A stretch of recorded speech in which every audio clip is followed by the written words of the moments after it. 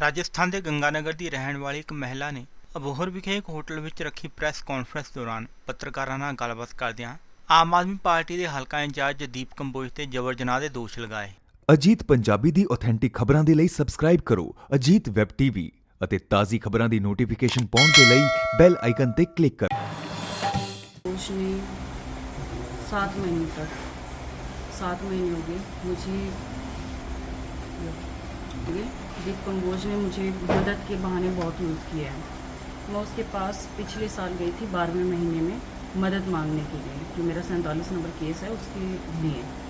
तो मदद के नाम पे उस बंदे ने मुझे दीप कंबोज ने बहुत यूज़ किया है और अभी तक करता रहा है। अभी 16 तारीख को मेरी प्रेगनेंसी रिपोर्ट आई थी, मैं प्रेग्नेंट थी।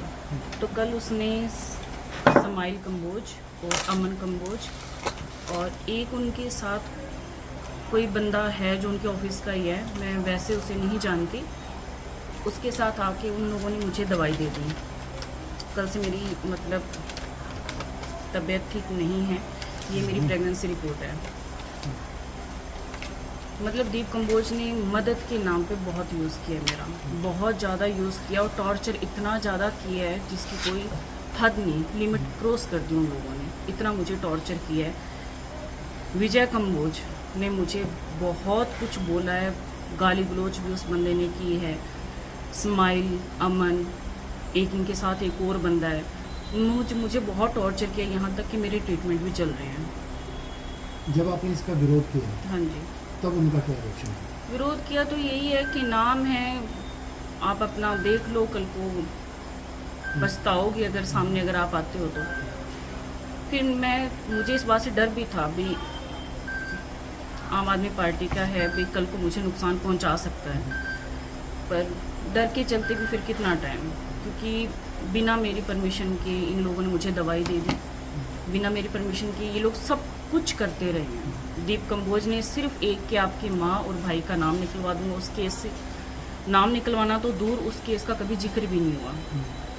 उसके पास मेरे कुछ फ़ोटोज़ हैं जो सही नहीं है। जब आपने आवाज़ उठाई उसके बाद फिर किस तरह से, कितना आपको जो प्रताड़ित किया गया? मुझे पिछले 1 हफ्ते से मेरी वो हालत है जो मैं बता नहीं सकती, मुझे इतना ज़्यादा टॉर्चर। और दीप कंबोज, संबाइल, इन लोगों के मैं अगर इनका फ़ोन भी अगर ना अटेंड करूं तो ये लोग सीधा गंगानगर पहुंचते हैं। 16 तारीख को मेरी रिपोर्ट आई है, 16 तारीख को ये गंगानगर, मतलब मैं अगर इनसे टच में अगर ना रहूं, मैं अगर कोई कार्रवाई करने की कोशिश करती हूँ, फिर ये सीधा गंगानगर आपके घर आ जाएंगे, हम ये कर देंगे, हम वो कर देंगे। आपने बताया 16 तारीख को कौन कौन आया था, आप बता सकते हैं अभी कौन कौन आया था पर्टिकुलर नाम? मेरे पास एक स्माइल कंबोज और एक दीप कंबोज, वो खुद आए थे? हाँ जी। इनके साथ एक और भी जना था, मतलब वो मेरे सामने नहीं आया। इतनी देर से आप तो शोषण शारीरिक शोषण कितने कर रहे हैं? पहला दी गल है कि इलेक्शन बाद? नहीं, ये इलेक्शनों से बाद की बात है, ये 12वें महीने की बात है। मैडम ये शारीरिक शोषण कितने करते हैं ਤੁਹਾਡੇ? ये गंगानगर, चंडीगढ़, बुलाते थे वहाँ पर चले गए? गंगानगर तो ये आता रहा है, जब इसका मतलब हफ्ते 10 दिन बाद ये बंदा आता रहा है वहाँ। और चंडीगढ़ ये मुझे लेके गया था, लेके तो इसलिए गया था कि सीएम सर से मिलवाऊंगा आपको, आप एप्लीकेशन देना चाहते हो। और 2 दिन मुझे वहाँ पे रखा, मिलवाया किसी से भी नहीं, ना मेरी कोई आगे एप्लीकेशन गई ना कुछ और, इंक्वायरी के लिए गई थी मैं वहाँ पे। अब क्या लगता है मिलेगा इनसे? उम्मीद करती हूँ मैं। एसएसपी मैडम ने की आश्वासन दिया, जो कार्रवाई बनती कार्रवाई वो करेंगे। उम्मीद करती हूँ कि कार्रवाई हो इन लोगों की। मैडम इतना टाइम तक आपका शोषण होता रहा, इससे पहले आपने आवाज़ क्यों नहीं उठाई? अगर मैं आवाज़ उठाती, पर मुझे ये मतलब एक इस बंदे ने बार बार मुझ पे एक दबाव बना के रखा, भी मेरा नाम है, मुझ पे जो 47 नंबर मुकदमा किया गया है वो भी इसी बंदे के 47 नंबर मुकदमा जिसका आपने उल्लेख किया है, उसके बारे में कुछ बताएंगे? वो क्या था, वो कैसे मुकदमा बिल्कुल झूठा मुकदमा है। उसमें मेरी फैमिली को टारगेट किया गया था, मेरी मम्मा को, मेरे भाई को। उसमें ना कोई एविडेंस है ना कुछ और, वो सिर्फ अप्रोच की वजह से हुआ है, वो भी कंबोज नहीं करवाया था। वो भी कंबोज नहीं करवाया? लास्ट में इसने स्वीकार भी कर लिया कि उस टाइम आपको जानता नहीं था और मेरे पास वो आया था केस के लिए, इस बंदे ने वो केस दर्ज करवाया। उसमें क्या आरोप क्या लगे थे आपको? उसने 420 किए हैं कि मैंने उससे 8 लाख रुपए लिए हैं। 8 लाख रुपए अगर उसके पास होते तो वो बंदा मेरे रेंट पे रहता था हमारे घर पे गंगानगर में? गंगानगर। उसने फ्लैट लिया हुआ था मेरा, तो 8 लाख वो बोल रहा है कैश लिए हैं मेरे अकाउंट में, तो मेरा पूरा मतलब रेंट भी नहीं आया हुआ। तो पहले पुलिस ने उसमें कोई इंक्वायरी नहीं करी? आप क्या Inquiry- मानते हो कि पुलिस ने भी धक्का किया आपके पास?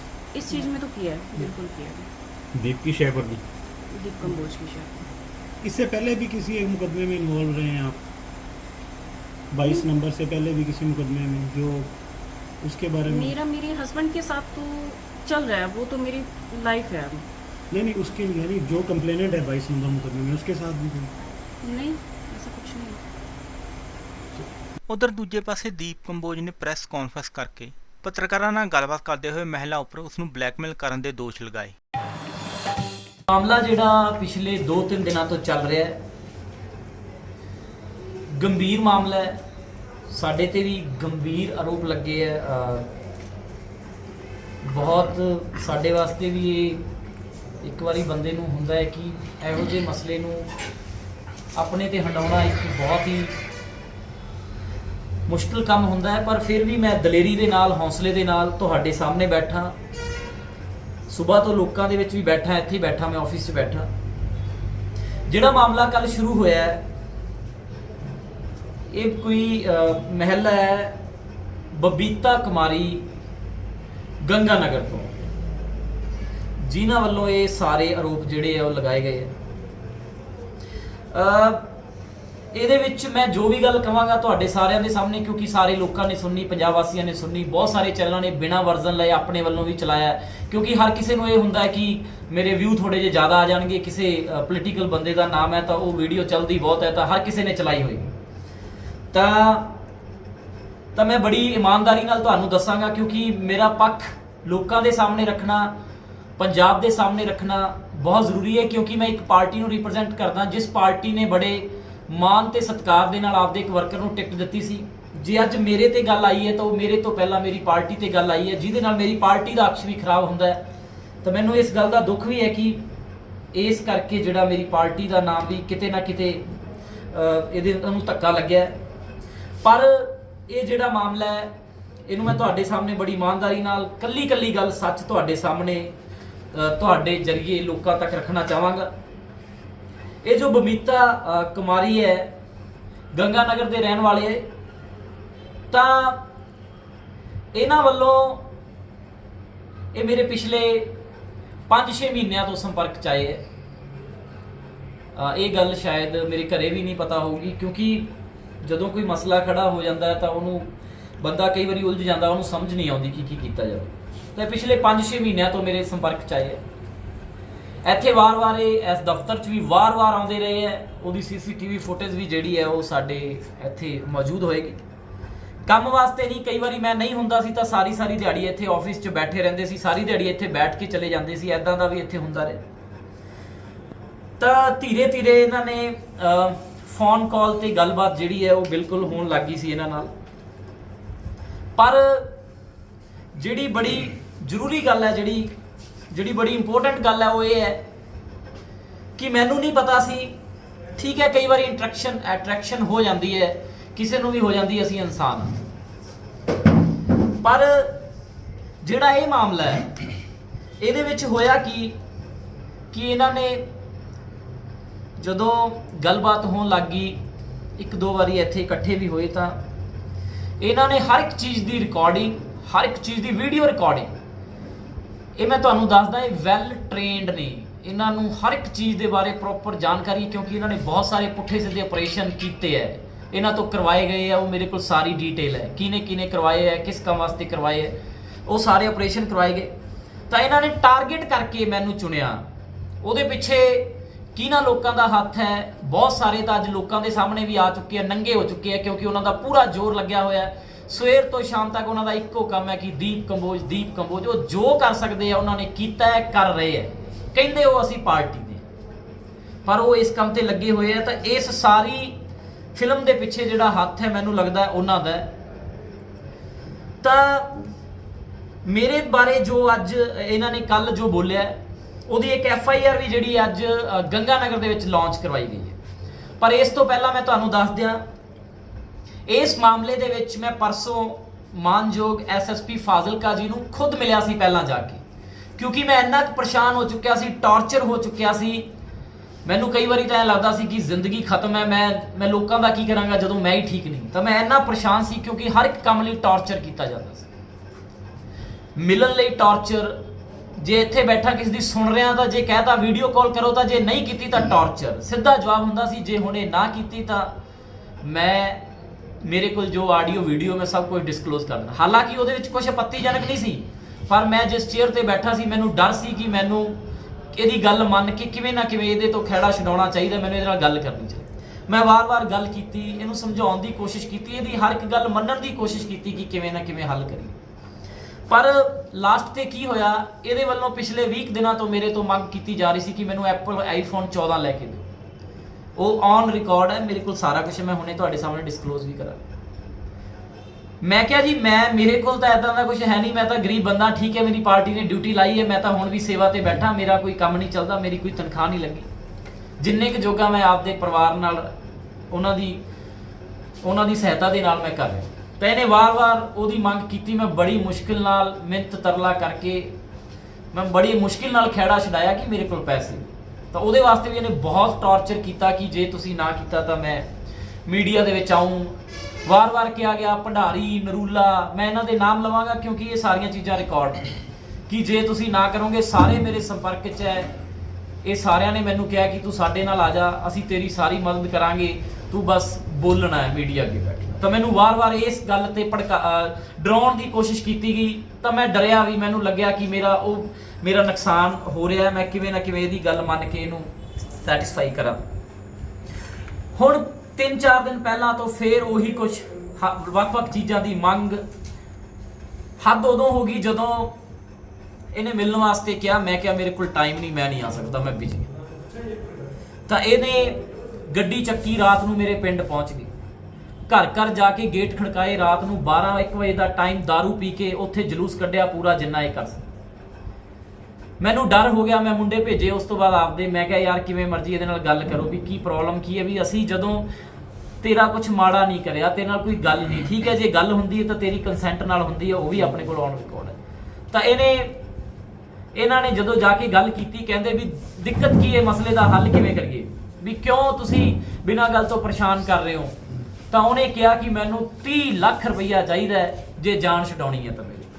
ਇਹਦੀ ਮੈਂ ਕਲਿੱਪ ਤੁਹਾਨੂੰ ਥੋੜੀ ਜਿਹੀ ਸੁਣਾ ਦਿੰਨਾ, ਬਾਕੀ ਜਿਹੜੀ ਹੈ ਉਹ ਮੈਂ ਤੁਹਾਨੂੰ ਬਾਅਦ 'ਚ ਸੈਂਡ ਕਰ ਦਿਆਂਗਾ, ਤੁਹਾਡੇ ਰਿਕਾਰਡ 'ਚ ਹੋ ਰਹੇਗੀ। ਤਾਂ ਮੈਂ ਇਹ ਕਲਿੱਪ ਤੁਹਾਨੂੰ ਸੈਂਡ ਕਰ ਦਿੰਨਾ, ਸੁਣਾ ਦਿੰਨਾ ਤੁਹਾਡੇ ਸਾਹਮਣੇ।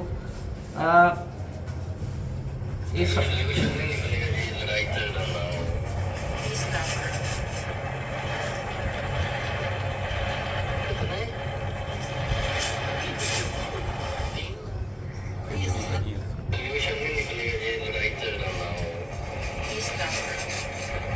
ਤਾਂ 30 ਲੱਖ ਰੁਪਏ ਦੀ ਜਿਹੜੀ ਮੰਗ ਕੀਤੀ ਗਈ, ਜਿਹਦੇ ਤੋਂ ਬਾਅਦ ਮੈਨੂੰ ਲੱਗਿਆ ਕਿ ਇੱਥੋਂ ਜਿਹੜਾ ਖਹਿੜਾ ਛਡਾਉਣਾ ਹੈ ਉਹ ਬਹੁਤ ਔਖਾ ਹੈ।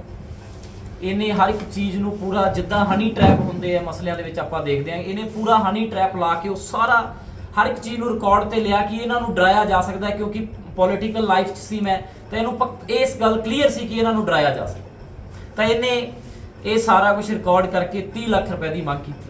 ਤਾਂ ਜਦੋਂ ਮੈਨੂੰ ਲੱਗਿਆ ਕਿ ਹੁਣ ਜਾਨ ਛਡਾਉਣੀ ਔਖੀ ਹੈ, ਵੀ ਦੋਨਾਂ ਪਾਸੇ ਇੱਧਰ ਵੀ ਖਾਈ ਹੈ ਇੱਧਰ ਵੀ ਖਾਈ ਹੈ, ਕਿਉਂ ਨਾ ਸਹੀ ਵਾਲੇ ਪਾਸੇ ਜਾਈਏ। ਜੇ ਇਸ ਪਾਸੇ ਗਏ ਤਾਂ ਅੱਜ ਨਹੀਂ ਤਾਂ ਕੱਲ ਫਿਰ ਮਰਨਾ ਹੀ ਹੈ। ਤਾਂ ਇਹਦੇ ਨਾਲੋਂ ਚੰਗਾ ਹੈ ਕਿ ਆਪ ਹੀ ਇਸ ਮਾਮਲੇ ਨੂੰ ਡਿਸਕਲੋਜ਼ ਕਰ ਦਈਏ। ਤਾਂ ਮੈਂ ਸਤਿਕਾਰਯੋਗ SSP ਸਾਹਿਬ ਮਾਨਯੋਗ ਸਾਡੇ ਫਾਜ਼ਿਲਕਾ, ਮੈਂ ਉਹਨਾਂ ਕੋਲ ਗਿਆ ਪਰਸੋਂ।